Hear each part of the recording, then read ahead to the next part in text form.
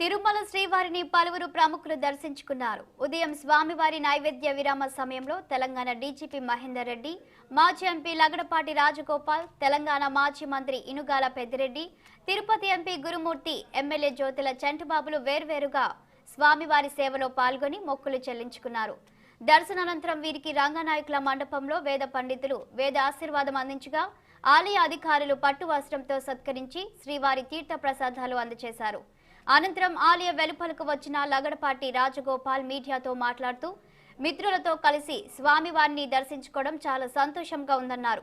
ప్రజలంతా సుఖశాంతులతో ఉండాలని, రెండు తెలుగు రాష్ట్రాలు అభివృద్ధి చెందాలని స్వామివారిని ప్రార్థించినట్లు చెప్పారు లగడపాటి. ఈరోజు ఉదయాన్నే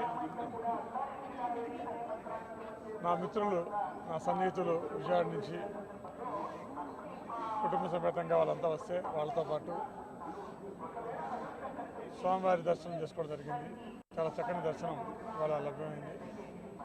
స్వామివారి ఆశీర్వాదంతో అందరూ మంచిగా ఉండాలని కోరుతున్నాం. అందరికీ మంచి ఆలోచనలు రావాలని, అన్నీ మంచిగా ఉండాలని చెప్పి రెండు తెలుగు రాష్ట్రాలు